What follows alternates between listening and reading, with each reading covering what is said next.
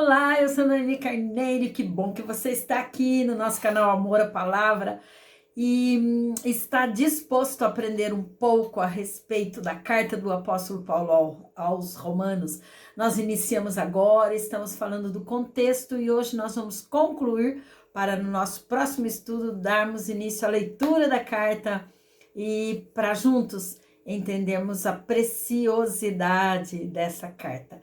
Então, nós vimos anteriormente que em Romanos, Paulo descreve como a salvação de Deus através de Jesus como ela produz resultado na vida do crente. Então, a salvação providenciada por Deus através de Cristo na cruz alcança o crente em Jesus. Crente, aquele que crê. Ou seja, Romanos, em resumo, ele vai nos dizer como somos salvos, como ficamos livres da ira de Deus, como vamos para o céu, digamos assim, através da salvação.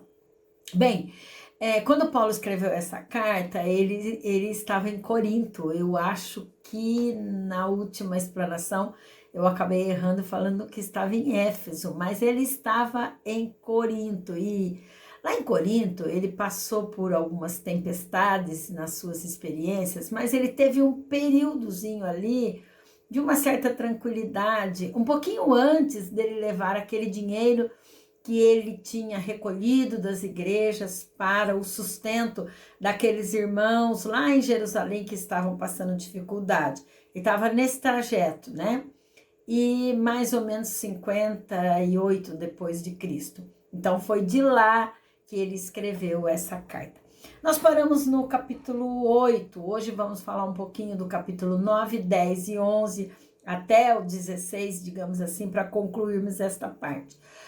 O capítulo 9, 10 e 11, nós podemos dizer com certeza que são os capítulos mais difíceis de toda a Bíblia, porque ele vai falar a respeito da salvação de Israel e a respeito da entrada dos gentios na igreja, e é fundamental para um correto entendimento, né? Precisamos perceber que nesses capítulos, Paulo agora não vai tratar a respeito de indivíduos, mas do povo de Israel. Então, nesse capítulo 9, ele fala sobre as origens e o passado de Israel.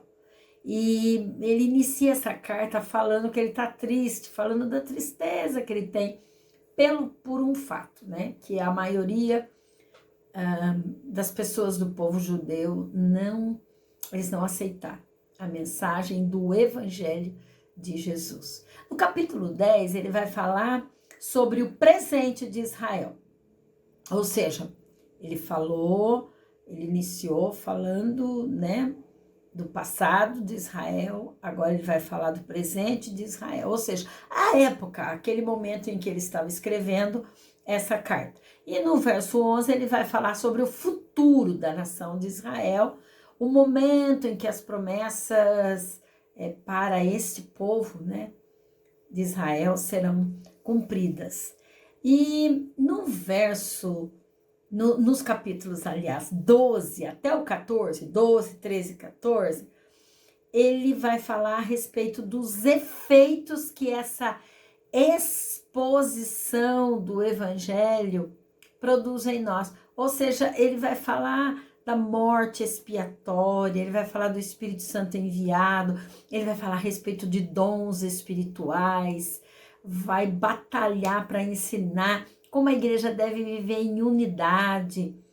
Ele vai falar a respeito de vida prática depois da conversão. Você tem interesse nesse assunto?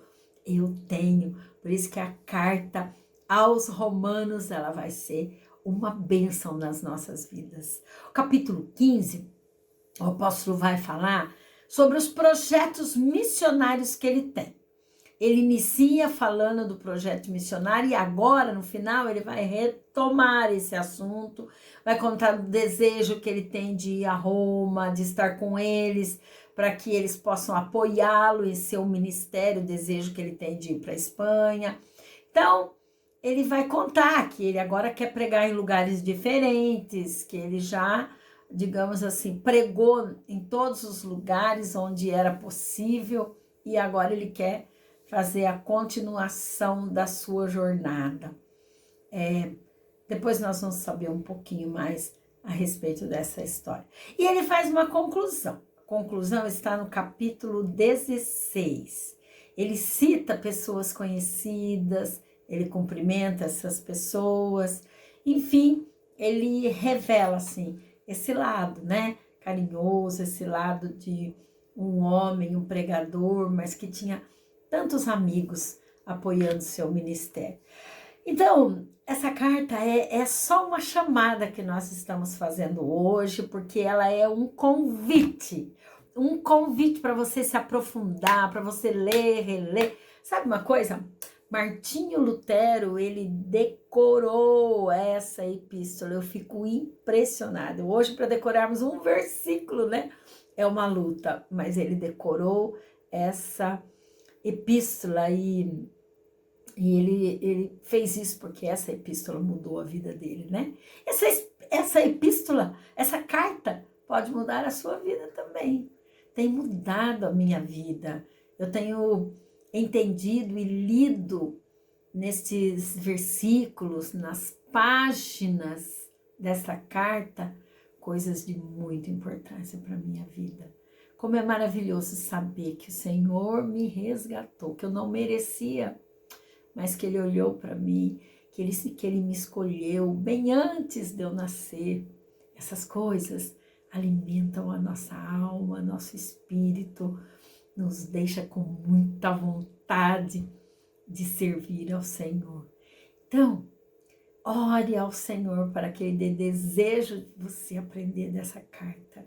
E eu sei que ela vai mudar a sua vida também. Sabe, o Evangelho revela a justiça de Deus.